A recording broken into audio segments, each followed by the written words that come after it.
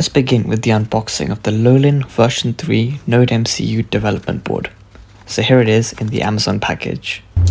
So I finally received my module. It's right here. Let's go ahead and open it up.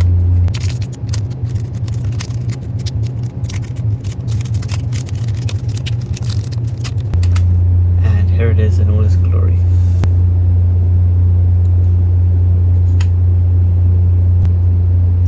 Here it is, you've got the Node MCU module right here.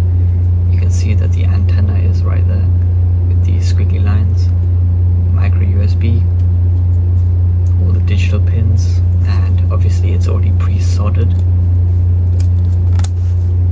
You see the pins right there. Obviously that was the issue with the Spark Fun board, is that I couldn't solder it, but this is already soldered, so let's get started. So let's jump right in. The Node MCU is a versatile board designed on the ESP8266 Wi-Fi module. It is designed to provide easy connectivity, rapid prototyping for IoT projects. But let's rewind a bit and explore its fascinating history.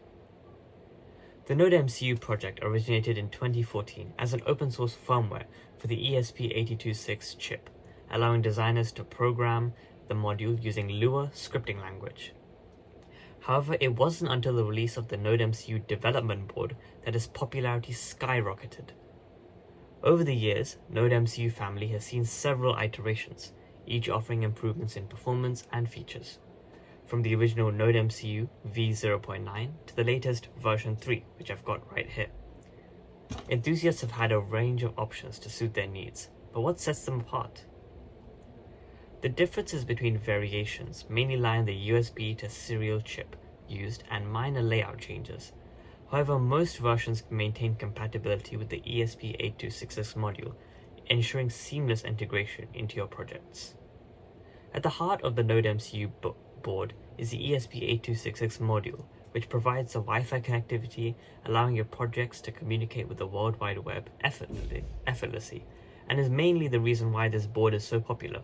If you see this metal square right here, this is the Wi-Fi connectivity board, and if you look at it from a side, you can really see that the ESP8266 board has really just been pasted onto this development board. All they've done is added some GPIO pins and some 5V pins and called it a day. But that's where it's so popular. The fact that it is a development board and you don't have to connect extra wires to an Arduino Uno or use any other development board to communicate with the ESP8266 module. So instead of having a module, it's directly integrated. With built-in Wi-Fi capabilities, the Node MCU can connect to local networks, access the internet, and even act as a web server or client. This opens up a world of possibilities for remote sensing, control systems, and data logging. Now let's talk about the bread and butter of any development boards, the pins. The Node MCU, like many other development boards, boasts a generous number of GPIO pins, perfect for interfacing with sensors, actuators, and other peripherals like motors, which in this case would be exactly what I need for my Moon Rover. But wait, there's more. The Node MCU isn't just about connectivity and its I/O. It's remarkably efficient, drawing minimal power, even just a few milliamps when in deep sleep, making it ideal for battery-powered applications, like my Rover. Its compact form factor and low cost have also contributed to its widespread popularity among hobbyists and professionals alike. Now let's take it to the breadboard. Let's talk more about the pins on the board in detail. There are 13 GPIO pins, including 12 digital pins and 1 analog pin. Additionally, each of the digital pins, except D0, can have an interrupt attached to them, while pins D1 through D8 can output PWS signals. Let's talk more about the pins on the board. There are 13 GPIO pins, including 12 digital pins and 1 analog pin. Additionally, each of the digital pins, except D0, can have an interrupt attached to it, while pins D1 through D8 are able to output PWM signals. Looking at this diagram, we can see that the digital pins D0 through D8 are on the right hand side, followed by an RX and TX pins, which are used for serial transmissions, a ground, and a 3V pin. On the left, we have an A0 pin. S3 to SK pins, which are used to connect an SD card, have a ground, 3 volts, and RST. The last pin, which is a VIN pin, can either be used to power the board by an external power supply if using the USB is not preferable, or VIN can actually be used to provide 5 volts to any component connected to the board. So you might have noticed that on an Arduino Uno we have a dedicated 5 volts pin, but on this circuit diagram we don't have a 5 volts pin. That's because it's just a VIN pin. It can be used to take power or give power.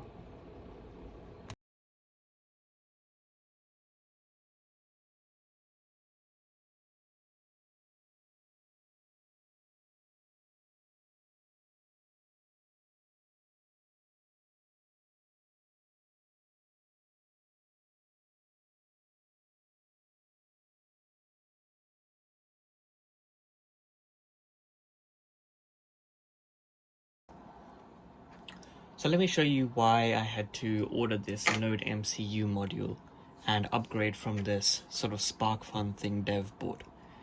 You can see that I tried to solder it and it wasn't the best job, I'll admit. I did my best that I could do with my, setup.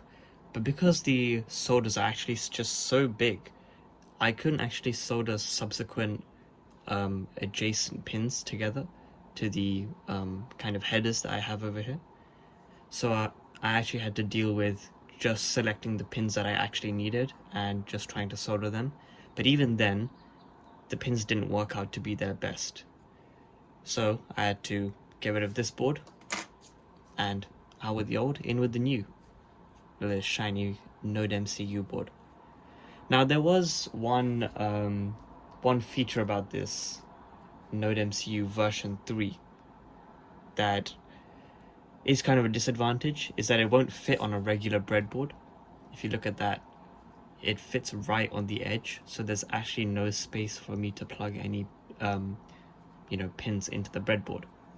So what's the workaround? Well, for now I guess I will just have to lay it on its side and pin jumpers directly into the header pins. So let's get started. Let's just take a quick look at the board itself and try to decipher which pins we actually need. So over here we have the relay module, which is currently having its reliance on the Arduino Uno.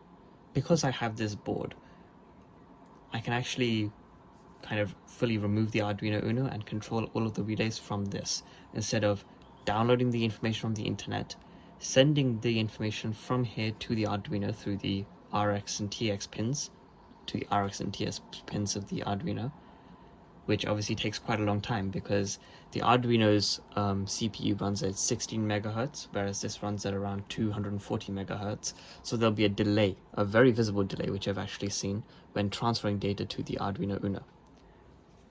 So that's not a viable option, especially when I'm trying to control a Rover that needs near simultaneous interactions. The only delay that can be there is the ping, which is the kind of amount of time it takes for a signal to get from the board to the router to the server and then back.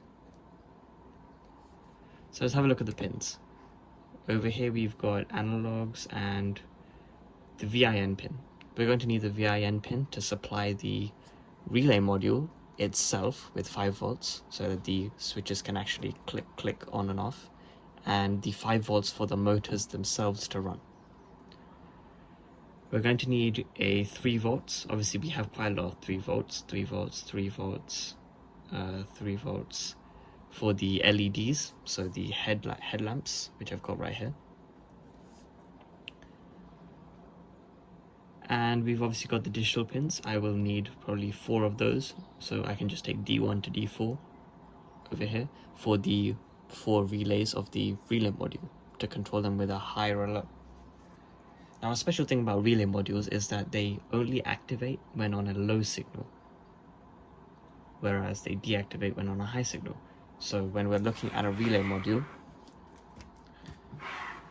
you have the normally open pin, the normally closed pin. So when the relay is off, when the relay is switched off, obviously the relay currently doesn't have any power, but if it did have power, the normally open pin would not be getting any power, but the normally closed pin would be getting power. But say when the relay is switched on, so input 4 that seems to be, is switched on, then there will be no current, when there will be current going through the normally open pin, and there won't be current going through the normally closed pin. So they switch their roles, essentially.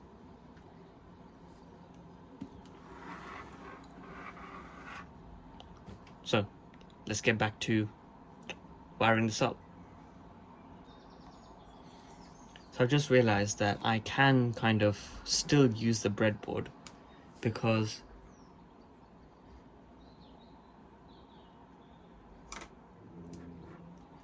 I've realized that I can actually use the breadboard, because all I really need on the one side of the Node MCU board is the VIN pin.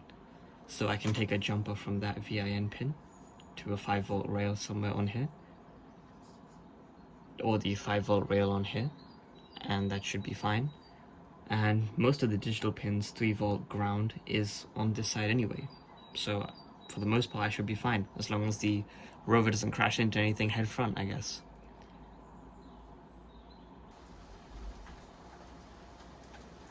So I've got my Arduino box here, and let's just have a look at the cables that we have. So I'm going to attach extenders to the pins which are connected to the relay module, just so I can connect them to the digital pins.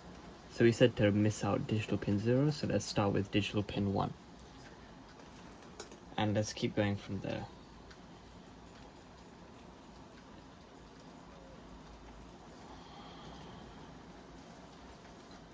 Digital pin 2.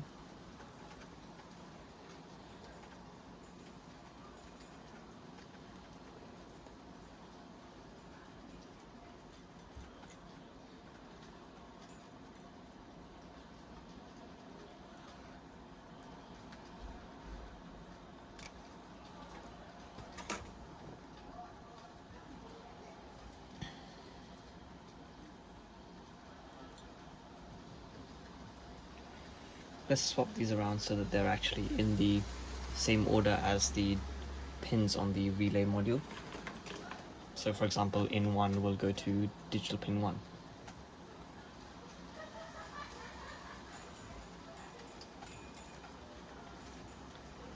There we go. Now we've connected all the digital pins to the input pins on the Arduino, on the relay module. Let's connect the positive rails.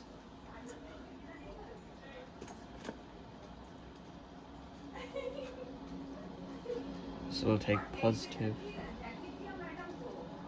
and just plug it in here. We'll take the VIN from here to go to positive.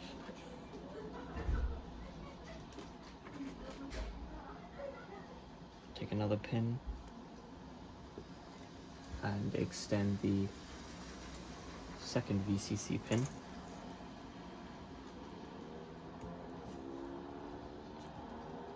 To here too.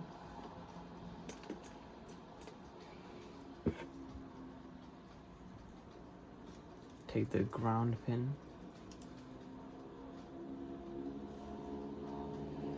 and give that to the ground pin on the Node MCU.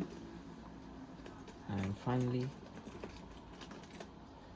let's take the VIN pin, 5V. From here. Let's hope it's not too much of a stretch. Yeah, that should be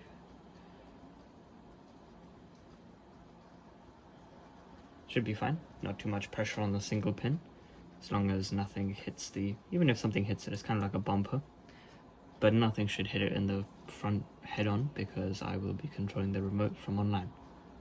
Okay, so now we've got all of that covered. Let's plug it in. I'm just going to turn my camera a little bit to the right, just so you can see the USB ports on my Mac. So I've got my micro USB cable here. Let's plug that in. Got my micro USB cable here. and let's plug that in.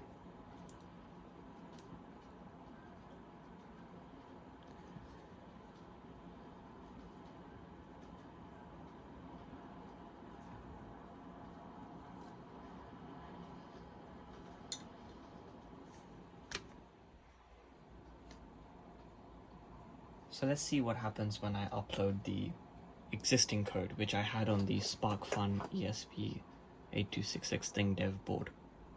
Let's see what happens.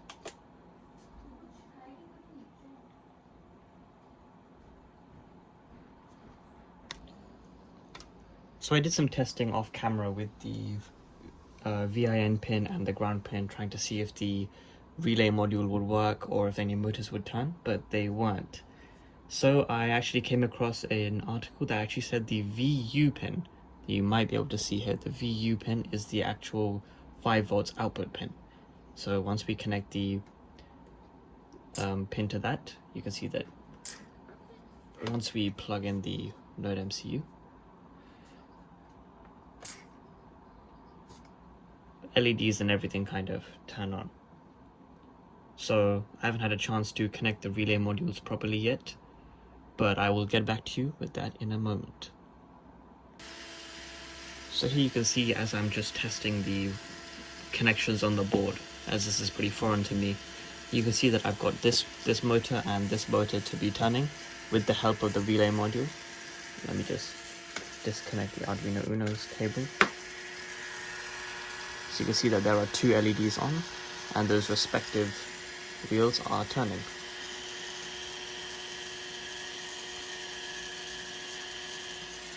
So that's what I've managed to do for now, and I'll actually update this with the blink code on the web app. So let's keep going.